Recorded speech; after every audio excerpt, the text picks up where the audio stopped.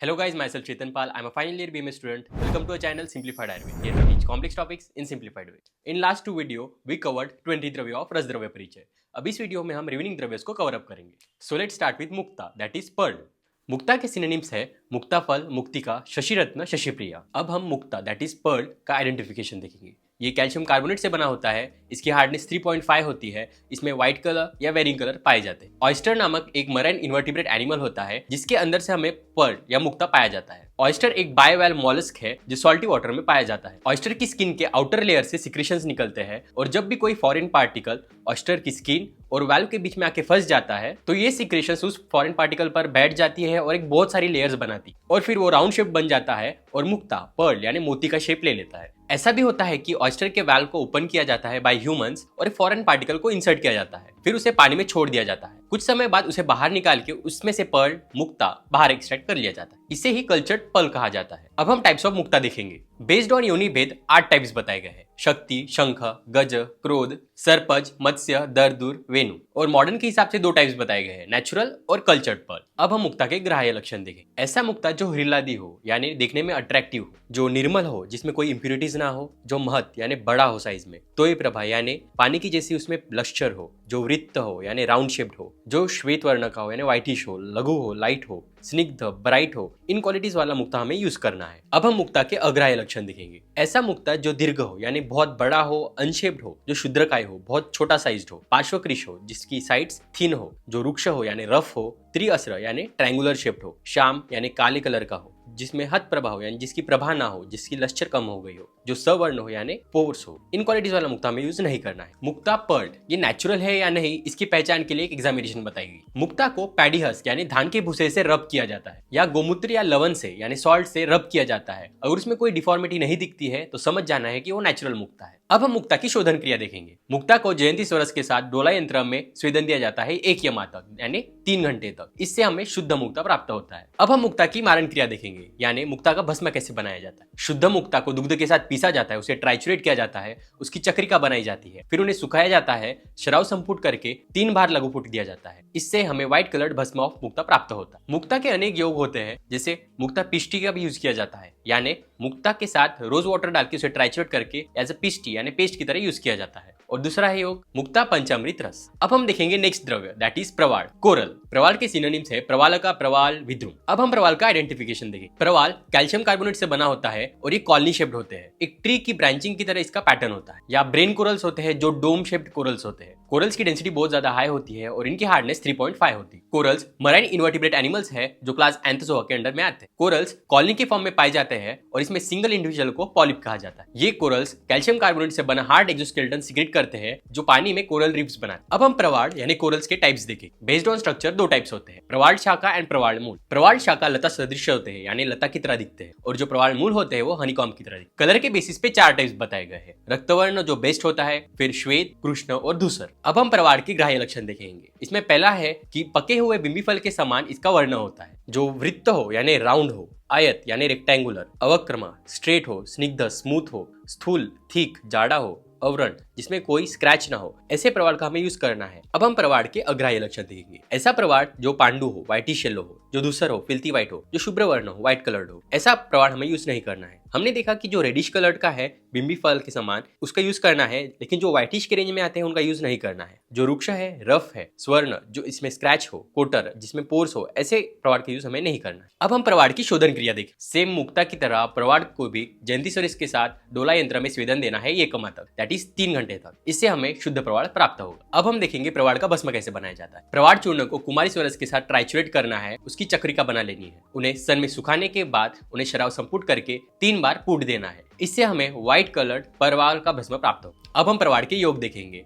प्रवाल पिष्टी के बारे में बताया गया है कि शुद्ध प्रवाल लिया जाता है और उसे 21 दिन तक रोज वाटर के साथ ट्राइचुरेट किया जाता है. इससे हमें पिंक कलर पिष्टी प्राप्त होगी जिसका अनेक यूज हो. और दूसरा योग है जैसे प्रवाल पंचामृत रस. अब हम देखेंगे नेक्स्ट द्रव्य दैट इज वज्र, डायमंड. वज्र यानी डायमंड की सिनोनिम्स है वज्र का वज्र, हीरा का हीरा. अब हम डायमंड का मिनरोलॉजिकल आइडेंटिफिकेशन देखेंगे. हम सबको पता है डायमंड कार्बन एटम से बना हुआ स्ट्रक्चर है. ये कलरलेस भी हो सकता है या वेरियस कलर्ड भी हो सकता है। ये कलरलेस तब रहेगा जब बस ये कार्बन एटम से बना रहेगा, और इसमें कलर्ड वेरिएशन मिलेंगे जब इसमें एल्यूमिनियम, सिलिकॉन एटसेट्रा जैसे एलिमेंट मिलने लगे। डायमंड की क्लीवेज परफेक्ट होती है, इसका फ्रैक्चर इरेगुलर रहेगा, इसकी हार्डनेस 10 होती है, सबसे ज्यादा स्ट्रॉन्गेस्ट होती है। डायमंड वॉल्केनिक पाइप्स में, इग्नियस रॉक्स में पाया जाता है। अर्थ के अंदर बहुत ज्यादा हाई टेम्परेचर और प्रेशर वाली कंडीशन में डायमंड बनता है। अब हम वज्र के टाइप्स देखेंगे। सेक्स के बेसिस पे 3 बताए गए हैं, नर, नारी और नपुंसक। नर, नारी, नपुंसक। नर यानी मेल वज्र, नारी यानी फीमेल वज्र, नपुंसक यानी इंपोर्टेंट वज्र। इनमें कॉर्नर, सरफेस और एंगल देखेंगे। नर और नारी में 8 कॉर्नर होते हैं, सरफेस भी 8 होते हैं और एंगल 6 होते हैं, लेकिन नपुंसक में इरेगुलर कॉर्नर, सरफेसेस और एंगल्स पाए जाते हैं। नर में इंद्रधनुष सी प्रभा होती है, यानी रेनबो की तरह शाइन करेगा, और वरितर होगा, यानी प्राणी पे अगर रखेंगे तो वो फ्लोट करेगा। नारी वाला जो वज्र है वो चिपटिकार होगा, यानी फ्लैट शेप्ड होगा। नपुंसक वाला वज्र जो है वो वर्तुल यानी राउंड होगा, आयत यानी रेक्टेंगुलर होगा, यानी किंचित गुरु, स्लाइटली हेवी होगा। कलर के बेसिस पे देखें तो 4 टाइप्स ऑफ वज्र बताए गए, श्वेत, रक्त, कृष्ण, पित्त। वज्र के 4 टाइप्स बताए गए क्लास के बेसिस, ब्राह्मण, क्षत्रिय, वैश्य और शूद्र। ब्राह्मण व्हाइट होता है और ये रसायन अर्थ यूज यानी रिजुविनेटिंग यूज होता है। क्षत्रिय रेड होता है और ये रोग को नाश करता है। वैश्य येलो होता है और ये धातु कर्मों में उपयोगी आता है। और शूद्र वज्र ब्लैक होता है और ये रोगों को शमन में काम आता है। अब हम वज्र के ग्राह्य लक्षण देखेंगे। ऐसा वज्र जो स्निग्ध हो, स्मूथ हो, जिसमें से विद्युत विभा दिखे यानी ब्राइट फ्लैशेस ऑफ लाइट दिखे, जो स्वच्छ हो, जिसमें कोई इंप्यूरिटीज ना हो। ऐसा वज्र जिसमें विलेखन प्रॉपर्टीज हो यानी स्क्रैपिंग प्रॉपर्टीज हो, जो षटकोण हो जिसमें 6 एंगल्स हो, अष्ट अस्त्र हो यानी जिसमें 8 सरफेस हो। ऐसे वज्र का हमें यूज करना है। और वज्र के अग्राह्य लक्षण देखेंगे। ऐसा वज्र जो राउंड हो, वर्तुल हो, जो मलिन हो, जिसमें कोई इंप्यूरिटीज दिखे, जो नीले कलर का हो, जो स्फुटिक हो, जिसमें क्रैक्स हो, जो खर हो, रफ हो, जिसमें रेखा द्वय दिखे, जिसमें लाइंस दिखे, ऐसी क्वालिटीज वाला डायमंड हमें यूज नहीं करना है। वज्र डायमंड में 5 दोष बताए गए। पहला है बिंदु दोष। वज्र के अंदर हमें कोई डॉट्स दिखे या कोई फॉरेन पार्टिकल दिखे तो ये होगा बिंदु दोष। सेकंड है काकपत दोष, यानी वज्र की सरफेस रफ हो या और उस पे काकपत के समान यानी कौवे के पंजे के समान निशान दिखे तो होगा काकपत। थर्ड है यव दोष, यानी ग्रीन की तरह उसका छोटा सा स्ट्रक्चर हो तो होगा यव दोष। फोर्थ है मल दोष, यानी उसमें कोई प्रभा ना हो, कोई लक्षण ना हो। और फिफ्थ दोष है रेखा दोष, यानी वज्र के ऊपर हमें लाइंस दिखे, रेखाएं दिखे। ये ऐसे 5 दोष बताए गए जो वज्र में प्रेजेंट रह सकते हैं। अब हम वज्र डायमंड की शोधन क्रिया देखेंगे। वज्र को कंद में रखा जाता है और उस कंद को कुल्थाक्वाथ के साथ डोला यंत्र में 3 दिनों तक स्वेदन दिया जाता है। इससे वज्र का शोधन होता है। अब हम शुद्ध वज्र की मारण क्रिया देखेंगे, यानी शुद्ध वज्र का भस्म कैसे बनाया जाता है। शुद्ध हीरा, शुद्ध मनशिला, शुद्ध गंधक, शुद्ध हरताल और रस सिंदूर लिया जाता है। सबको मिक्स करके ट्राइचुरेट किया जाता है कुल्थाक्वाथ में 3 दिनों तक। इससे फिर एक बड़ी चक्रिका बनाई जाती है, शराब संपुट करके गजपुट दिया जाता है। ये क्रिया 14 बार की जाती है। इससे हमें वज्र का भस्म प्राप्त होता है। वज्र के योग है जैसे महालक्ष्मी विलास रस, वसंत कुसुमाकर रस एटसेट्रा। अब हम देखेंगे नेक्स्ट द्रव्य, दैट इज कपर्द,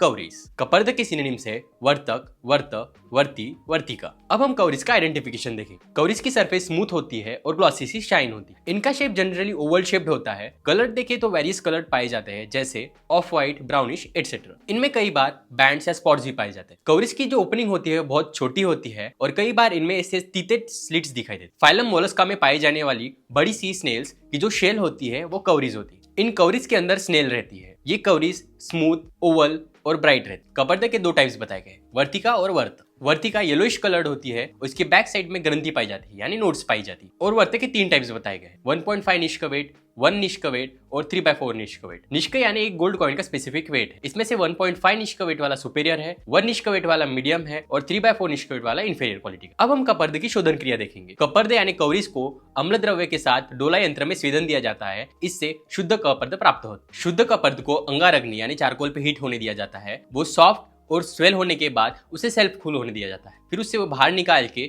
उसे ट्राइचुरेट करके उसका पाउडर फॉर्म बना लिया जाता है और इस कपर्द भस्म का यूज किया जाता है। कपर्द के योग है जैसे प्रवाल पंचामृत रस, अग्निकुमार रस एटसेट्रा। अब हम देखेंगे नेक्स्ट द्रव्य, दैट इज शुक्ति, ऑयस्टर शेल। शुक्ति के सिनोनिम्स है शुक्ति, शुक्तिका, मुक्तिमता, मुक्तिगृह, जल शुक्तिका, तोय शुक्तिका। अब हम शुक्ति यानी ऑयस्टर शेल का आइडेंटिफिकेशन देखेंगे। ऑयस्टर का जो शेल होता है वो रफ, इरेगुलर, ओवल से पियर शेप का होता है। ऑयस्टर के शेल में ग्रोथ रिंग्स दिखाई पड़ती है। जैसे कोई बढ़ते हुए ट्री में कॉन्सेंट्रिक रिंग्स बनती है जो ट्री की एज बताती है, उसी तरह ऑयस्टर में भी वो एज बताती है जो सॉल्टी या सी वाटर में पाए जाते हैं। उनके शेल्स का हम यूज करते हैं। इनमें 2 कैल्सिफाइड स्कूप्स ज्वाइन होते हैं और ये ऑयस्टर का शेल बनाते हैं। शुक्ति के 2 टाइप्स बताए गए हैं, मुक्ता शुक्ति और जल शुक्ति। अब हम शुक्ति यानी ऑयस्टर शेल के शोधन क्रिया देखेंगे। शुक्ति को जयंती स्वरस के साथ डोला यंत्र में 1 यमा यानी 3 घंटे तक स्वेदन किया जाता है। इससे हमें शुद्ध शुक्ति प्राप्त होती है। शुद्ध शुक्ति के छोटे पीसेस करके उन्हें शराब संपुट करके गजपुट दिया जाता है। इससे हमें व्हाइट कलर्ड शुक्ति भस्म प्राप्त होता है। शुक्ति के अनेक योग है जैसे प्रवाल पंचामृत रस एटसेट्रा। अब हम देखेंगे नेक्स्ट द्रव्य, दैट इज शंख, कॉन्च शेल। शंख के सिनोनिम्स से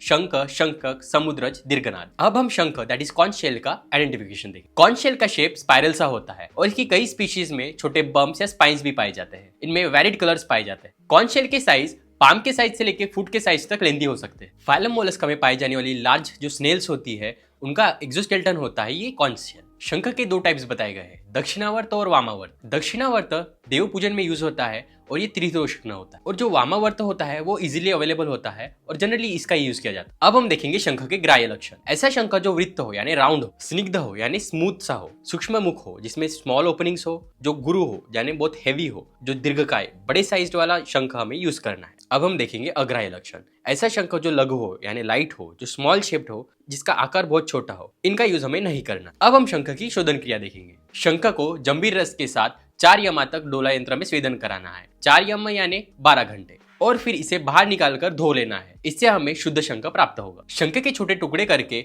उसे शराब संपुट करके गजपुट देना है। फिर वो शंख शीत होने के बाद यानी सेल्फ कूल होने के बाद उसे बाहर निकाल लेना है। उसे ट्राइचुरेट करके उसका पाउडर फॉर्म बना लेना है। फिर उस पाउडर को कुमारी स्वरस डाल के भावना देके उसे ट्राइचुरेट करके फिर से एक बार पुट देना है, जिससे हमें व्हाइट कलर्ड शंख भस्म प्राप्त होगा। शंख के योग है जैसे शंखवर्ती, प्रवाल पंचामृत रस एटसेट्रा। अब हम देखेंगे नेक्स्ट द्रव्य दैट इज गोदंती, जिप्सम। गोदंती के सिनोनिम से गोदंतिका, गोदंत, गोदंती। अब हम जिप्सम का मिनरोलॉजिकल आइडेंटिफिकेशन देखेंगे। जिप्सम का केमिकल कंपोजिशन होता है CaSO4.2H2 यानी कैल्शियम सल्फेट से बना होता है। इसमें क्रिस्टलाइन या ट्यूबुलर स्ट्रक्चर्स पाए जाते हैं और इसका कलर ग्रेइश व्हाइट होता है। इसका क्लीवेज परफेक्ट होता है और इसकी हार्डनेस 2 होती है। सॉल्टी वाटर के इवेपोरेट्स में भी हमें जिप्सम पाया जाता है और लाइमस्टोन के साथ सेडिमेंट्री डिपॉजिट्स में भी हमें जिप्सम पाया जाता है। अब हम गोदंती यानी जिप्सम के ग्राह्य लक्षण देखेंगे। ऐसा गोदंती जो पत्रयुक्त हो यानी जिसमें लेयर्स हो, मृषण यानी जो स्मूथ हो और जिसमें दीप्त प्रभा यानी बहुत ज्यादा ब्राइट लस्टर हो, ऐसे गोदंती का हमें यूज करना है। गोदंती का नींबू सरस के साथ डोला यंत्र में 1 घंटे तक स्वेदन करने से गोदंती का शोधन होता है। शुद्ध गोदंती को कुमारी स्वरस के साथ ट्राइचुरेट किया जाता है,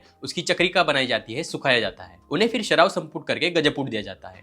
ये करने से हमें व्हाइट कलर्ड गोदंती भस्म प्राप्त हो। गोदंती के योग है जैसे गोदंती भस्म और मुक्तादिवटी। अब हम देखेंगे नेक्स्ट द्रव्य दैट इज समुद्र फेन, कटल फिश बोन। समुद्र फेन के सिनोनिम्स है फेन, सुफेन, फेनका एटसेट्रा। अब हम समुद्र फेन का आइडेंटिफिकेशन देखेंगे। आइवरी व्हाइट या पेल व्हाइट इसका कलर होता है, ओब्लॉन्ग और एलिप्टिकल और ओवल शेप्ड इसका स्ट्रक्चर होता है। इसका टेक्सचर बहुत हार्ड होता है और इसकी केमिकल कंपोजिशन में कैल्शियम कार्बोनेट पाया जाता है। कटल फिश एक फिश है जो स्क्विड की तरह दिखती है और इसका वेल डेवलप्ड हेड होता है, बड़ी आंखें होती है। जब कटल फिश की डेथ होती है तब कटल फिश की पृष्ठ अस्थि यानी डोर्सल बोनी पोर्शन फ्लोट होकर पानी के सरफेस पे आके रुकता है और ये फ्रॉथ यानी झाग की तरह दिखता है, इसलिए इसे समुद्र फेन कहा गया है। अब हम समुद्र फेन की शोधन क्रिया देखेंगे। समुद्र फेन को सुखाया जाता है, फिर उसे मोटर पेस्टल से पीसा जाता है, उसका फाइन पाउडर बना लिया जाता है, फिर उसे नींबू सरस की भावना दी जाती है। इससे हमें शुद्ध समुद्र फेन प्राप्त हो। समुद्र फेन के योग है जैसे सूर्य प्रभा गुटिका, अपस्मार नाशन रस एटसेट्रा। अब हम देखेंगे नेक्स्ट द्रव्य दैट इज कुकुट अंडर त्वक यानी हेंस एगशेल। अब हम कुकुट अंडर त्वक यानी हेंस एगशेल का आइडेंटिफिकेशन देखेंगे। इनमें वेरियस कलर्स पाए जाते हैं, पर टिपिकली व्हाइट या ब्राउन पाए जाते हैं एटसेट्रा। इनका प्राइमरी केमिकल कंपोजिशन ऐसा होता है कि कैल्शियम कार्बोनेट से बने होते हैं। अब हम कुकुट अंडत्वक की शोधन क्रिया देखेंगे। अंडत्वक को अम्ल या ऐसे पानी में जिसमें 1/8 पार्ट नवसादर और सॉल्ट मिक्स किया हो उसमें डिप किया जाता है 4 से 6 दिन के लिए। फिर उसे बाहर निकाल के उसकी इनर लेयर को निकाल लिया जाता है। इससे हमें शुद्ध अंडत्वक प्राप्त होता है। शुद्ध त्वक को कुमारी स्वरस की भावना दी जाती है, उसे ट्राइचुरेट किया जाता है, उसकी फिर चक्रिका बना के उसे शराब संपुट करके लघुपुट दिया जाता है। इससे हमें व्हाइट कलर भस्म प्राप्त होता है। इसके योग है जैसे अस्थि पोषक योग एटसेट्रा। अब हम देखेंगे लास्ट द्रव्य ऑफ रस द्रव्य परिचय 1 दैट इज टंकन क्षार, बोरैक्स। टंकन के सिनोनिम से टंकन, टंक, रंग, रंगक्षार। अब हम टंकन दैट इज बोरैक्स का मिनरोलॉजिकल आइडेंटिफिकेशन देखेंगे। बोरैक्स की मिनरल है टिंकल और ये क्रिस्टलाइन लम्प के रूप में पाया जाता है। ये व्हाइट कलर्ड होता है, इसकी टेनेसिटी ब्रिटल होती है और इसकी हार्डनेस 2 होती है और इसका टेस्ट स्वीट एल्कलाइन सा होता है। वॉल्केनिक गैसेस की डिपॉजिट में, हॉट स्प्रिंग्स में और सूखे सॉल्ट लेक्स में हमें बोरैक्स पाया जाता है। टंकन के 2 टाइप्स बताए गए,